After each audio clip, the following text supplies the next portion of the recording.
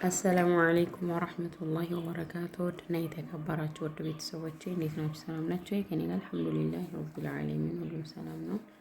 እናንተ እንዴት ናችሁ? ስራ፣ ጤንነት? ከኔ ጋር አልሐምዱሊላህ ረቢል ዓለሚን ሁሉም ሰላም ነው። ውድ ቤተሰቦቼ ጠፍቻለሁ። ኢንሻአላህ ዛሬ ባላ ፍቃድ በብሎግ እመጣለሁኝ። ምችን የመሰለኝ ምርጥዬ ፍርፍር ቢስሚላህ ሰርቻለሁ። ቁርሳችንን ልንበላ ነው።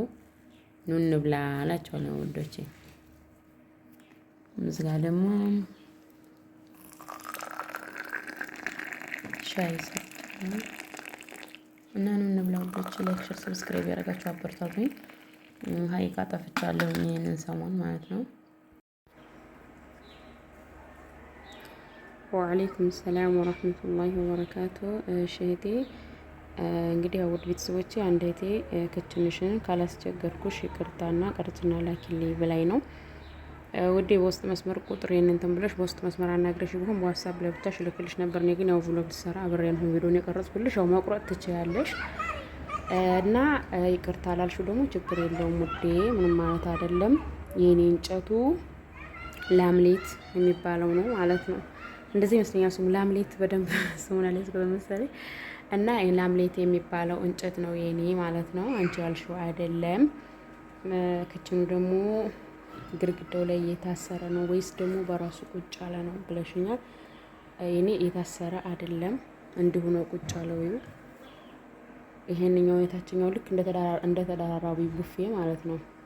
የታችኛው አስቀምጠው ከዛን ደግሞ የላይኛውን አንጥተው የገጠሙት ማለት ነው። ያው ትቆርጫዋለሽ ኢንሻአላህ። ይሄን ነው ይመስላል እንጨቱ። ሀቂቃ ማሻአላ በጣም አሪፍ ነው። ስትወለውሉት ምናምን በጣም ነው የሚመቸው።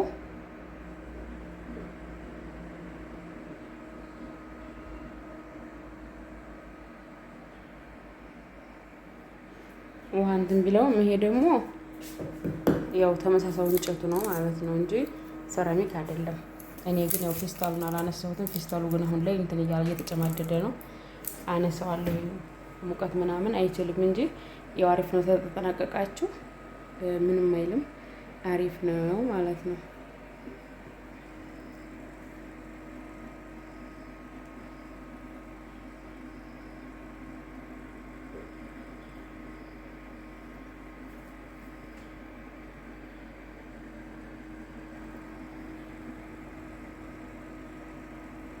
በነገራችን ላይ ብዙ ጊዜ ይህን ነገር ቀርጭልኝ እያላችሁ ይቀርጫሉ። ወደ ታይ ቪዲዮን ወረድ ብላችሁ የምትፈልጉ ልጆች መቁረጥ ትችላላችሁ ማለት ነው።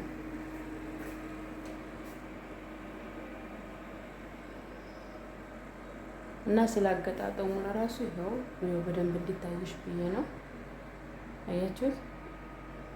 ይሄ የታሰረ አይደለም፣ ዝም ብሎ ነው ቁጭ ያለው። ምክንያቱም እኔ ቤቴ የእንጨት ቤት ስለሆነ እንጨት ቤት ላይ የዛን ያክል ጥንካሬ የለውም።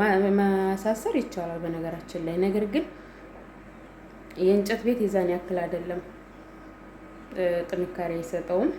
እና እንዲሁ ዝም ብሎ ነው ቁጭ የሚለው።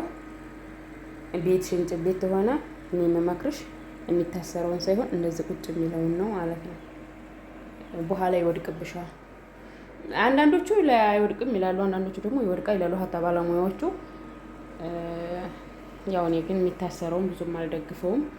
ይሄ ግን አሪፍ ነው። ብሎኬት ቤት ላይ ነው እንጂ መታሰር እንጨት ቤት ላይ የዛን ያክል እንትን አይልም። እና ይሄንን ይመስላል ውዴ። ያው ቁረጩ፣ መቁረጥ ትችያለሽ። ከዛን ደግሞ ቤቴን እንደዚህ ፋፍሽ አርጌ አጸዳድቼ ምሳዬን ሰራርቼ ጨርሼ አሁን ቡና ላፈላ ነው እላችኋለሁ ውዶቼ።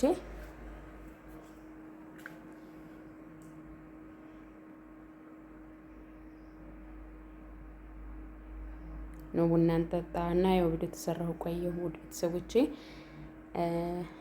ላይክ፣ ሼር፣ ሰብስክራይብ እያደረጋችሁ አበረታቱኝ። ላይክ ሰብስክራይብ ያደረጋችሁ ልጆች ላይክ እያደረጋችሁ መልካም አስተሳሰባችሁን ኮሜንት ላይ እየጻፋችሁ አበረታቱኝ። የምታዩት ልጆች ደግሞ ሰብስክራይብ ሳታረጉ ሰብስክራይብ አርጉኝ ውዶቼ። ጀዛኩሙላሁ ኸይራን ከልብ አመሰግናለሁኝ። እና ኢንሻአላህ ዛሬ ውሎ እንግዲህ ይሄንን ይመስላል። አበረታቱኝ ውድ ቤተሰቦቼ። ኢትዮ በጣም እየቀዘቀዘብኝ ነው። ጀዛኩሙላሁ ኸይረን ለምታበረታቱ ልጆች ከልብ አመሰግናለሁኝ።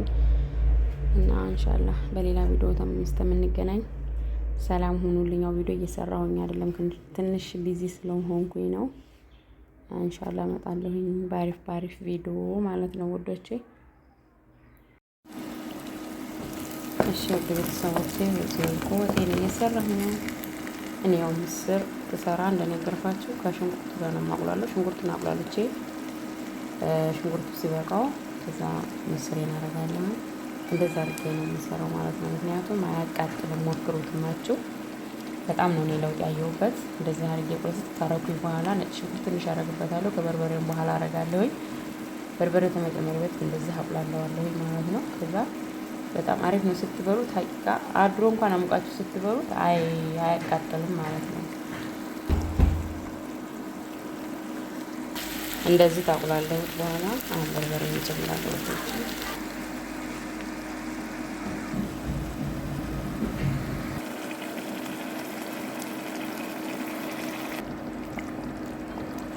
እንደዚህ በዚህ መልኩ ወጤን አቁላለሁ። ምስሬ እየበሰለልኝ ነው። ውሃ ጠብ እያረኩኝ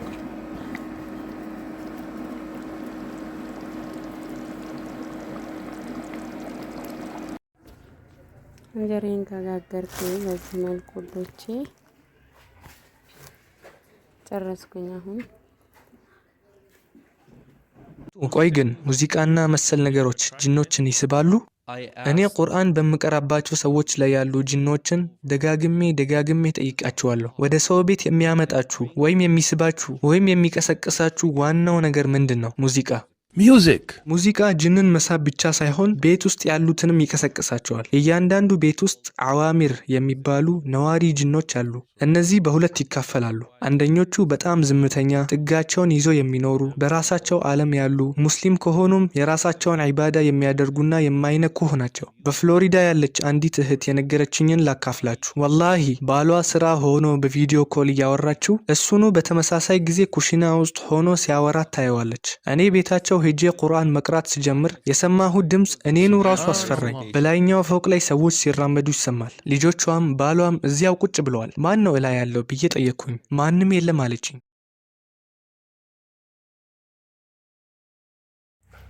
ወጤን ሰርቼ ጨረስኩ። በዚህ መልኩ